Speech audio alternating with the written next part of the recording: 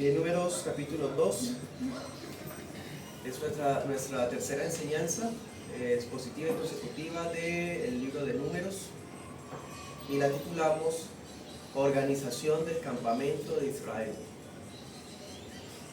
Organización del Campamento de Israel. Bueno, al igual que con el capítulo 1, les invito a que lean el capítulo en casa. Estaré leyendo aquellos pasajes que considere más pertinentes, en mi opinión, para efectos de esta enseñanza, porque la idea es cubrirlo todo, ¿sí? En este capítulo 2 vamos a ver el segundo oráculo que habla Dios a Moisés dentro del libro, y a su vez es el primero que se le dirige a Aarón. En este capítulo veremos el orden en que el campamento de Israel debía moverse al momento en que siguieran su camino hacia la tierra prometida. Ya ustedes y yo sabemos desde Éxodo que ellos se están congregando bajo la sombra de la nube, así que ellos se mueven en jornadas a partir del movimiento de la nube. La nube es la presencia de Dios que los protege en el día y en la noche. Cuando ella se mueve es una forma de decir en marcha, vámonos de acá, ¿sí? Entonces esto que estamos leyendo hoy va a ser ese orden en el que cuando la nube se moviera ellos empezaran a mover, ¿sí?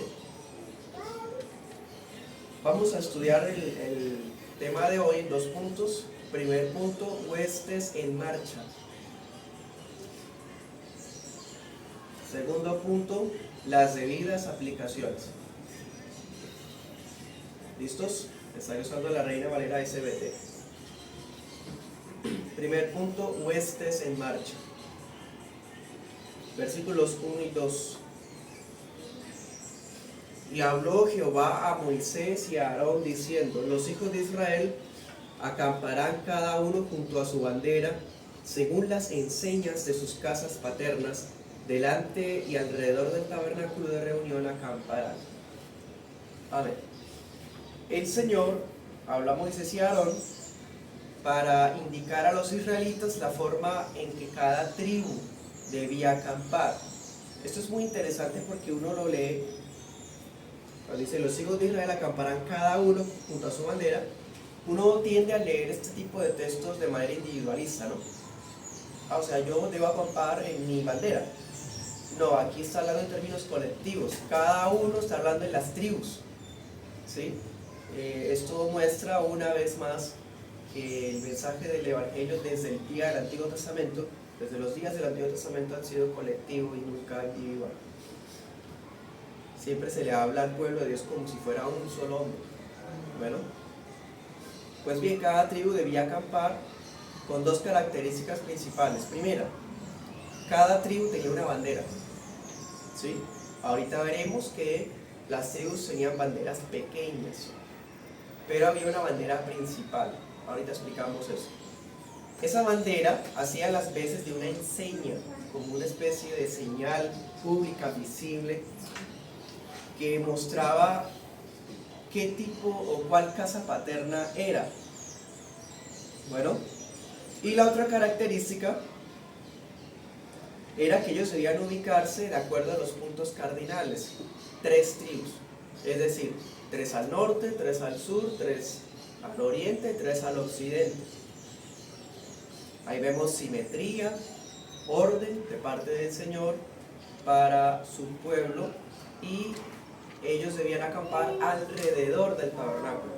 O sea, el tabernáculo, hagan de cuenta que es como un cuadrado o un rectángulo, como quieran verlo, en la mitad, y las tribus están ubicadas 3, 3, 3 y 3, ¿sí? Formando un cuadrado perfecto, bien organizado, al mejor estilo de las marchas militares. Entonces, cuando la nube se moviera, las primeras tribus que se iban a mover serían las del oriente. Algunos ven esto como una asociación al sol y demás, pero no son especulaciones más bien paganas. El oriente, pues, independientemente de que sea donde amanece o no, tiene que ver con la dirección en la que ellos se dirigen. Ellos están en Egipto y van hacia Canaán, eso es obviamente hacia el oriente, ¿sí? O sea, el oriente viene siendo la delantera, ¿sí? Porque son los que van a la cabeza, sencillamente. Leamos versículos 3 al 9, o bueno, pueden echarles un vistazo y darse cuenta que las tribus del oriente son las primeras, luego vienen las tribus del sur, y después de eso venían los levitas. Ellos desarmarían el tabernáculo, mientras mientras las tribus del oriente y del sur se movían, ellos estaban desarmando el tabernáculo para cuando les tocara a ellos pudieran seguir la marcha. Seguidamente vienen las tribus del occidente y del norte. Bueno, o sea, va oriente, sur, occidente, norte, ¿sí? Eso es más, o bueno, más específico. Oriente, sur, centro, occidente y norte.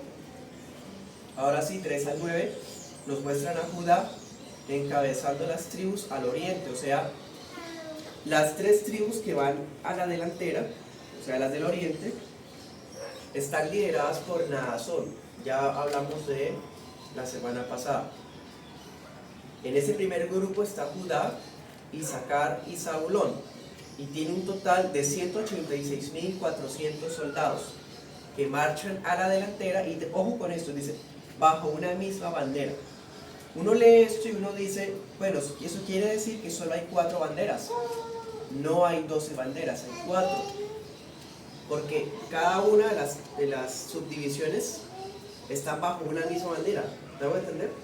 O sea, hay 4 banderas, no 12, como alguna vez escuché por ahí.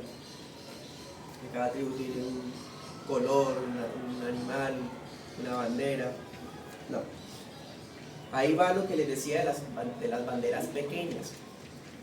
En caso de que cada tribu tuviese una bandera específica, debería ser una enseña pequeña, como una especie de logo, como una especie de, no sé cómo expresar, como una bandera en miniatura, un pañuelo entonces. Heraldo. Sí, un pequeño heraldo, solo que era diminuto. Y eso se hacía parte de la bandera principal, que era la grande, la bandera que se colocaba, bajo la cual todos se acampaban, ¿sí? Que en este caso la bandera es la de Judá, ¿sí? O sea, las 3 tribus del oriente están bajo la bandera de Judá, y esa bandera de Judá probablemente en la parte inferior tendría los elementos de las otras tribus, pero más pequeños. Entonces dense cuenta, está el campamento de Israel, la congregación, la iglesia de Israel, y está distribuida en una subdivisión, en una división de ejércitos por los puntos cardinales, ¿sí? Y cada subdivisión tiene 3 tribus, cada tribu tiene casas paternas, ¿sí? O sea, todo está bien organizado. ¿Qué tienen en común esta primera división, la del oriente? Que todos son hijos de Lea, ¿sí? Es un detalle interesante. Dense cuenta que estamos siguiendo el mismo orden del capítulo 1. Bueno, que se empezó hablando de los hijos de Lea. Sigamos, versículos 10 al 17. El sur. Los que estaban al sur estaban comandados por la tribu de Rubén, o sea, por Elisur.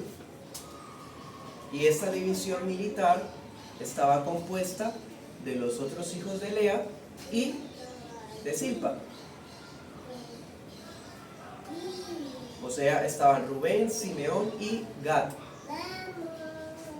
Cada uno tiene sus propios jefes, obviamente, ¿cierto? Y tiene un total de 151.450 guerreros.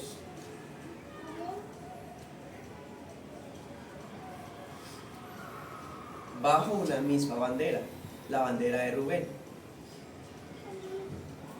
Y en el verso 17 dice, en este punto los levitas se unirían a la marcha, o sea, cuando ya se hubiese movido oriente y sur, ahí sí seguían los levitas. Eso es muy bien pensado, porque pues mientras ellos están moviendo, los levitas están desarmando, ¿cierto?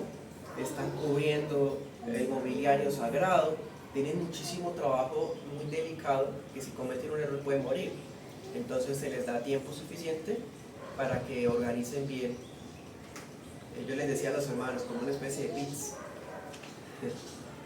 la semana pasada. Bueno, ellos estaban ubicados en medio de la congregación. Bien, entonces si ya se había movido la delantera y la parte derecha del tabernáculo, que es el sur, acuérdense que vamos como así, ¿no? Hacia allá es el oriente, entonces vamos hacia allá. Entonces ya ellos tienen espacio para moverse sin rodear a nadie, porque acuérdense que debía mantenerse la distancia entre la gente del tabernáculo y especialmente entre la gente y los elementos del lugar santísimo.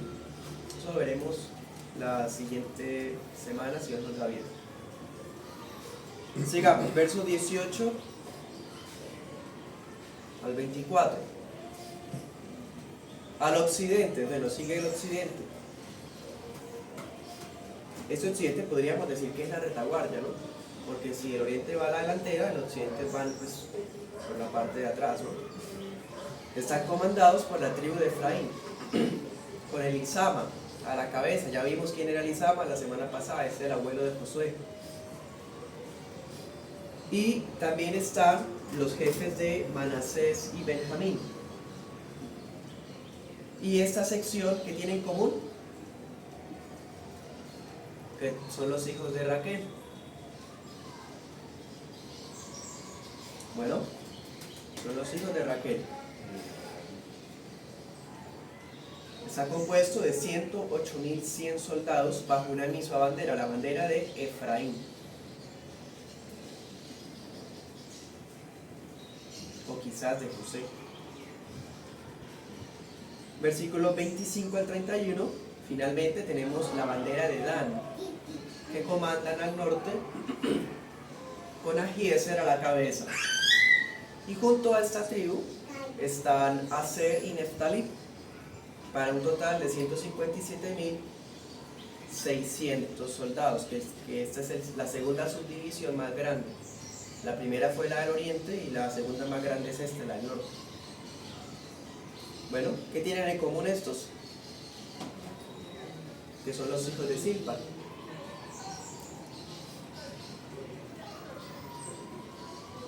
Bueno, leamos versículo 32. Dice: estos son los contados de los hijos de Israel por las casas de sus padres, todos los contados por campamentos, por sus huestes, ¿sí? Sinónimo de ejércitos.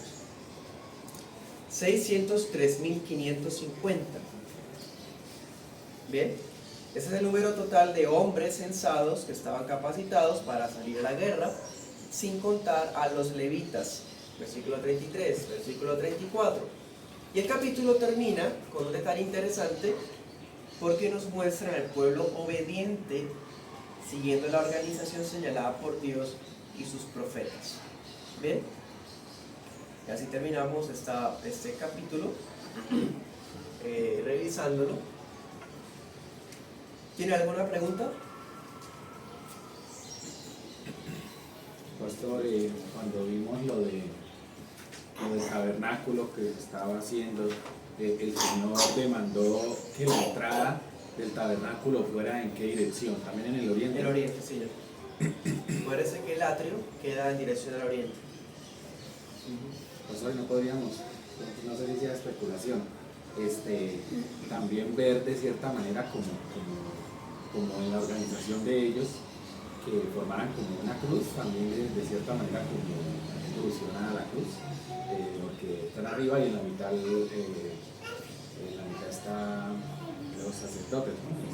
Francamente es la primera vez que escucho eso. Creo que es un poco forzado y se prestaría para alegorizar. No. Esa indicación hacia el oriente tiene algo que ver con, por ejemplo, con las oraciones de Daniel o ellos que lo hacían hacia Jerusalén. Sí, señor. Sí, el templo, el tabernáculo siempre se ubicarían en dirección hacia el oriente. Por lo tanto, las oraciones, pues no tanto hacia el oriente se dirigirían, sino hacia donde estaría el templo posteriormente. ¿Sí? ¿Algo más? Pastor, es que no entendí algo que usted explicó ahorita. O sea, siempre los del oriente empezaban en marcha y ahí seguía ¿quiénes? El sur vendría siendo los que quedan al ala derecha Sí, del sí. campamento. Y ahí sí empezaban los levitas a marchar y luego los Sí. del norte para Sí. finalizar con los del No, oriente. luego los del occidente y terminan los del norte, Ah, que ellos son la retaguardia del campamento. Va como, sí, como circular, solo que pues añadimos el centro para darle un poco más de precisión.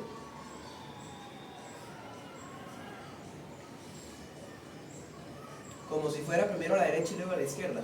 ¿Saben que sí? O sea, primero el ala delantera con la derecha y luego la parte trasera con la parte izquierda. Primero a la derecha y luego a la izquierda.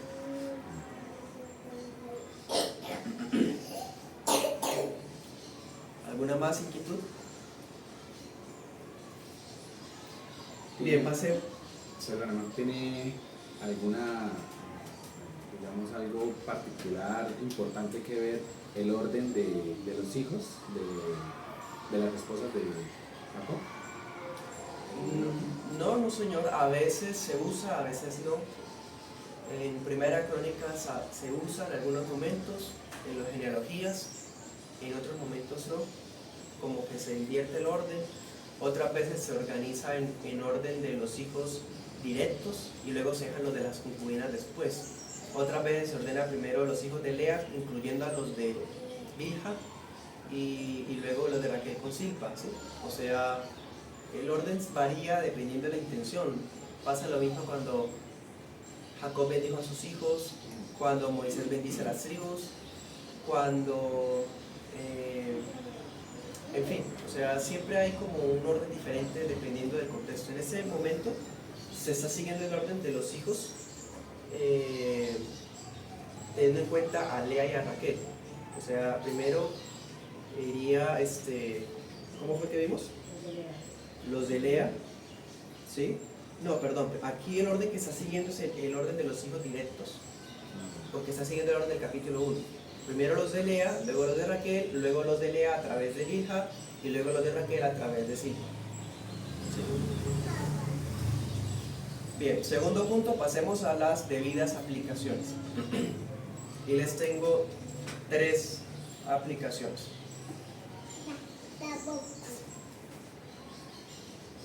Esta enseñanza es como una profundización o un desarrollo de lo que ya se habló en el capítulo anterior. Entonces, aquí estamos viendo básicamente que la iglesia de Israel en el desierto estaba distribuida en 4 divisiones de ejércitos unidas bajo una misma bandera y bajo un mismo líder principal, ¿no? Alguna tradición rabínica dice que el estandarte de Judá llevaba la figura de un león, que el de Rubén llevaba la de un hombre, que la de Efraín llevaba la de un buey y que la de Dan llevaba un águila, tratando como de seguir el orden de animales de Ezequiel, ¿no? de los querubines. ¿Para qué sirven estos detalles hoy? O sea, ¿de qué nos sirve saber que primero seguía el ala derecha y luego la izquierda? No, derecha, centro y luego izquierda, que iba a la cabeza, a la tribu de tal. O sea, ¿para qué nos sirve a nosotros? Que estaban compuestos de tantos miles de personas. Pues hermanos, toda la escritura es útil, inspirada por Dios. Entonces esto tenemos que hallar y escudriñar su valor para la iglesia, su pertinencia. La palabra siempre es pertinente, además de histórica. Entonces es deber, insisto, de los pastores especialmente, poder desmenuzar este tipo de cosas para que el pueblo deguste tanta nutrición que hay en estos capítulos, ¿sí? La semana pasada, viendo el capítulo 1, que es un poco más tedioso, comprobamos que no puede uno subestimar números y nombres porque de pronto uno no esté tan familiarizado, porque el Espíritu Santo tiene muchas cosas maravillosas incluidas, ¿cierto? Pues bien, todo este orden que vemos acá nos enseña que no hay pueblo de Dios que marche bien sin la guía de pastores maestros. Este pueblo está marchando, pueden imaginarse, haga de cuenta una vista panorámica desde arriba, Usted ve el campamento organizado como un cuadrado, compuesto de más cuadrados, o sea, a lo que obedezca hay simetría, hay orden, hay perfeccionismo. No podríamos imaginarnos que marcharan como hoy hacen los soldados modernos, ¿no? Pero habría un orden bastante evidente. Y van dirigidos por Moisés y Aarón, y a la vez por los líderes de las divisiones, y a la vez por los líderes de su tribu, y a la vez por los líderes de sus casas paternas. O sea, siempre hay una organización patriarcal, ¿sí? Y para que el pueblo marchara bien, debían ir precisamente detrás de estos hombres. Bien, eso también nos muestra que este liderazgo bíblico para hoy, para la iglesia hoy, tiene que contener o demostrar esas cualidades que demuestran, vale la redundancia, un liderazgo bíblico para con sus rediles, para que el redil tenga la confianza de ir tras alguien que tiene esa capacidad, no solamente de actitudes o carácter, sino también de sabiduría y de moral. Bueno, ya vimos en el capítulo anterior que estos jefes tenían características de moral, personas rectas, sabias, bueno, que eran de hecho jueces de la nación. Segunda aplicación. Esos detalles nos han sido dados a la iglesia de hoy para que tengamos esto como un antecedente de lo que sería la membresía eclesial. ¿Sí? Nosotros no hablamos de alegorías, pero sí hablamos de tipologías. Ahorita lo profundizaremos un poco más en la prédica de Hebreos, porque Hebreos es especialista en encontrar tipologías.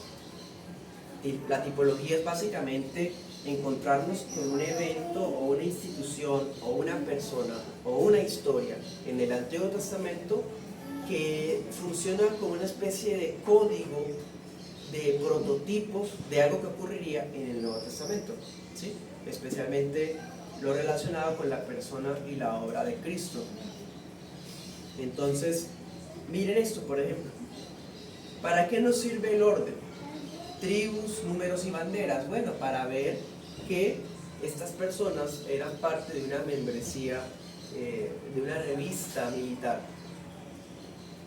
A través de la membresía se enlistan aquellos que oficial y públicamente son parte del campamento de Israel. Bien, y funciona como un ejército enlistado. Somos soldados de Cristo, algo que suena a veces como un cliché, pero no se ve a la luz de números, que debería uno verlo a la luz de números. A la luz de números, el pueblo de Dios es un ejército marchando en orden, un ejército que no está marchando en orden solamente como por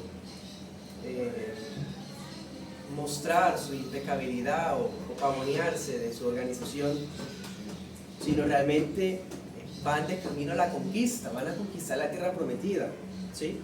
Pues la iglesia también vamos hasta los confines de la tierra, armados con la espada del Espíritu, para conquistar el mundo para Cristo, ¿sí?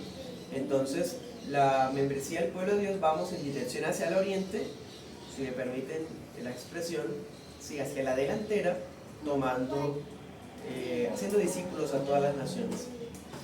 Bien. Entonces, esto nos muestra que todo creyente tiene un deber por aspirar y por conservar su membresía, más que para ser parte de una lista, de una mera lista de nombres o de un número de personas que voluntariamente alzan la mano para llenarse de obligaciones, responsabilidades y deberes, en realidad, o privilegios y beneficios. Esta lista demuestra quién es parte de la hueste del Señor en este mundo. Para eso sirve la membresía. ¿Sí? ¿Quiénes son las huestes de Israel? Bueno, en el norte hay 150,000, en el sur hay tantos, ¿sí? En Girón, en la iglesia de Girón hay tantos, ¿sí? ¿Me hago entender? Solamente creyentes engañados, endurecidos por el pecado, enredados en los negocios de este mundo, perezosos por la indiferencia y la frivolidad, pueden tornarse inútiles para el reino de los cielos hasta el punto de despreciar su lugar en el ejército de Dios. ¿Sí?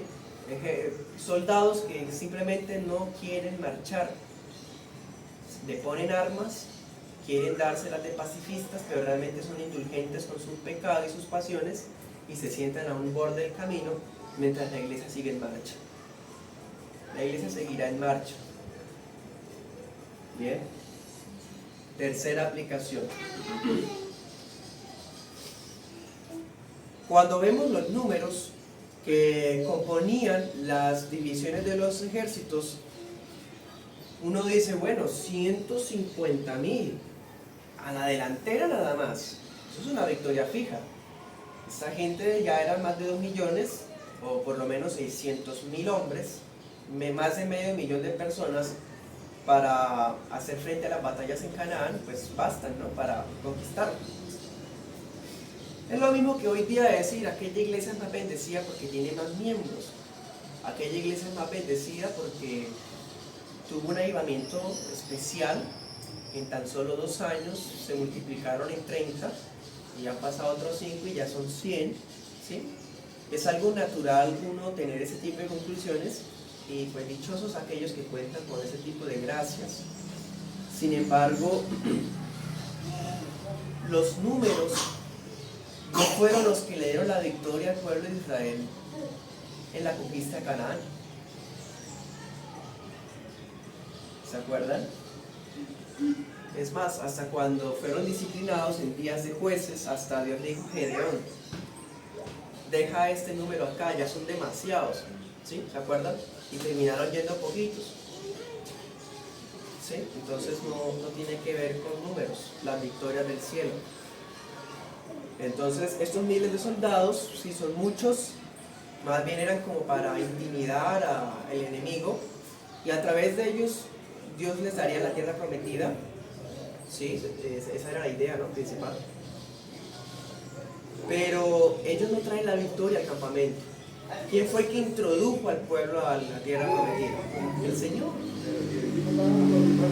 El Señor. O sea, ustedes son muchos, ustedes son diestros para la guerra, ustedes están vigorosos, pero la victoria no va a ser ustedes. Eso es lo que va a enseñarles Moisés en Deuteronomio a este campamento.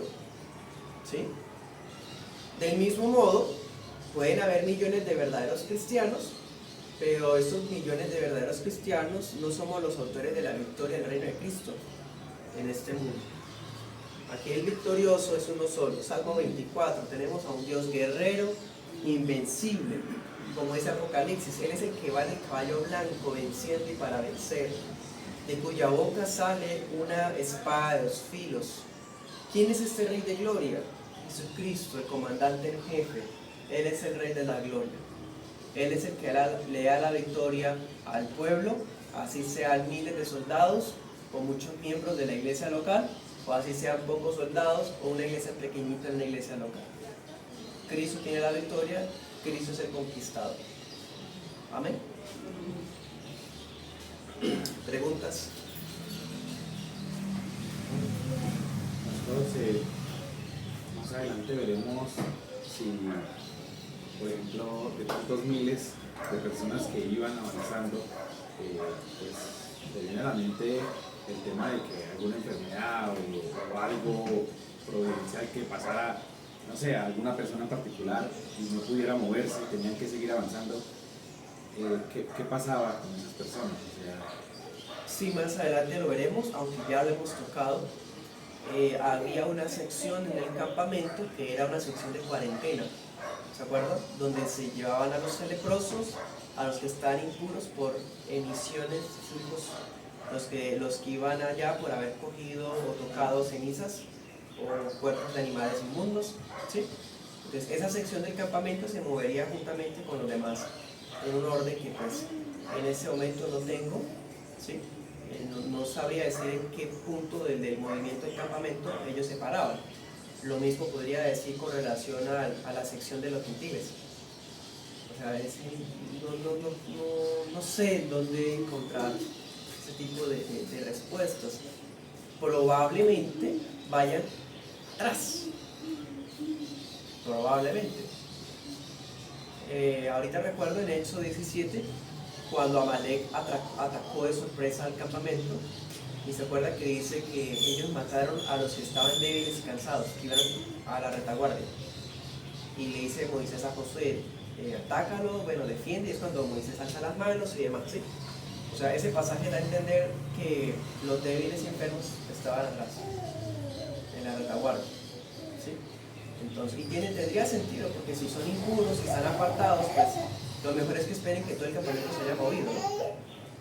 Entonces, sí, en ese sentido se podría responder que están al final, prácticamente con las tribus del norte. ¿Algo más?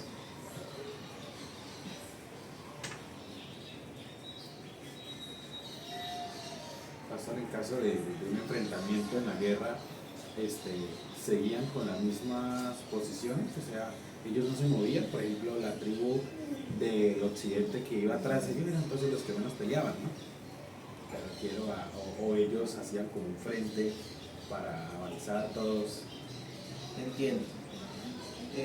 Cuando vimos el tema de las trompetas de plata, se acuerda que había ciertos sonidos que hacían que ellos se reunieran a pelear, ¿sí?